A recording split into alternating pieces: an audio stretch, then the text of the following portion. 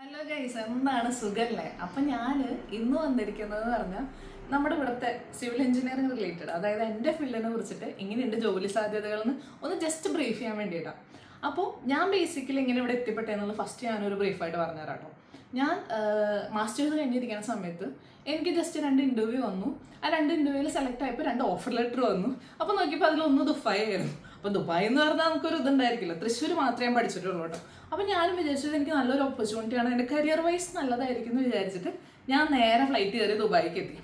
ഇവിടെ എത്തിയപ്പോഴാണ് എനിക്ക് മനസ്സിലായത് ഇവിടെ നല്ല ആക്ച്വലി സിവിൽ എഞ്ചിനീയറിംഗ് ഫീൽഡിന് നല്ലൊരു ഇതാണെന്ന് എനിക്ക് മനസ്സിലായി. കാരണം നമുക്ക് ഒരുപാട് മോഡേൺ കൺസ്ട്രക്ഷൻ കാര്യങ്ങളൊക്കെ മനസ്സിലായി എനിക്ക് ഇവിടെ വന്നപ്പോൾ. പിന്നെ നാട്ടിൽ കമ്പയർ ചെയ്യുമ്പോൾ ഇവിടെ കുറച്ചുകൂടി പാക്കേജ് നല്ലതാണ്.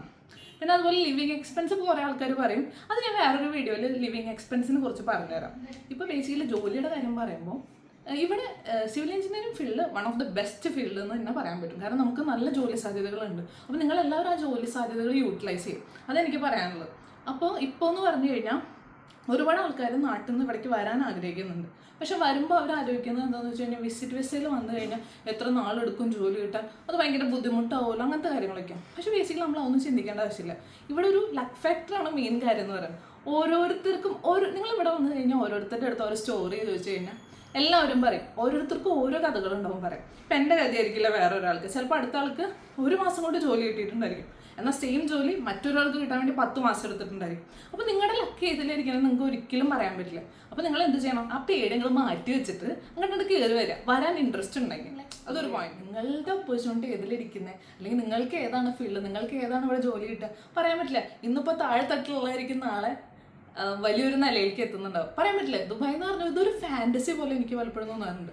ഞാൻ കോളേജിൽ നിന്ന് ഇവിടേക്ക് വരുമ്പോൾ ഞാനല്ല ഇപ്പോൾ 2 വർഷം കഴിഞ്ഞപ്പോൾ എന്നെ കൊണ്ട് എന്തൊക്കെ സാധിക്കുന്നു, ഞാൻ വിചാരിച്ച പോലെയല്ല, ഞാൻ കുറച്ചും കൂടി ഡെവലപ്ഡായി പല കാര്യങ്ങളിലും. ഇപ്പോൾ സാമ്പത്തികപരമായിട്ടായാലും അതുപോലെ തന്നെ സെൽഫായിട്ട് എങ്ങനെ നിൽക്കുന്നു എന്നുള്ള കാര്യത്തിലായാലും. അപ്പോൾ എനിക്ക് ടോട്ടലി ഇതൊരു നല്ലൊരു വേൾഡായിട്ടാണ് തോന്നുന്നത്. നന്നായിട്ട് എക്സ്പ്ലോർ ചെയ്യാൻ പറ്റുന്ന ഒരു വേൾഡ്, നിങ്ങൾക്ക് നിങ്ങളെ തന്നെ മനസ്സിലാക്കാൻ പറ്റുന്ന, അതുപോലെ തന്നെ ഒരുപാട് നാഷണാലിറ്റീസിൻ്റെ കൂടെ വർക്ക് ചെയ്യാൻ പറ്റുന്ന ഒരു സ്ഥലമായിട്ടാണ് എനിക്കിത് കാണുന്നത്. അപ്പോൾ നിങ്ങളെല്ലാവരും ഇൻട്രസ്റ്റ് ഉണ്ടെങ്കിൽ ഇപ്പോൾ തന്നെ എത്രയും വേഗം എടുക്കാൻ നോക്കുക, വരിക. കാരണം ഓപ്പർച്യൂണിറ്റീസിനെ നിങ്ങൾ മാക്സിമം യൂട്ടിലൈസ് ചെയ്യുക, അത് മാത്രമേ എനിക്ക് പറയാറുള്ളൂ കേട്ടോ. കാരണം ചിലപ്പോൾ ഇപ്പോൾ ഉണ്ടായിരിക്കും, നെക്സ്റ്റ് ഇയറിൽ ഉണ്ടായിരിക്കണം എന്നില്ല. ഇപ്പോൾ എന്തായാലും മാർക്കറ്റ് ഓപ്പൺ ആണ്. നിങ്ങൾ കയറി സെർച്ച് ചെയ്യുക, എല്ലാത്തിലും കയറി സെർച്ച് ചെയ്യുക, എല്ലാത്തിലും കയറി അപ്ലൈ ചെയ്യുക. നിങ്ങൾക്ക് ഓൾറെഡി അറിയാം ഏതൊക്കെ സൈറ്റുകളാണ്, ഏതൊക്കെ ആപ്സാണ് നിങ്ങൾ നോക്കണേ. ലിങ്ക്ഡിൻ നിങ്ങൾക്ക് നോക്കാം, നൗക്രി നോക്കാം, ഇൻഡീഡ് നോക്കാം.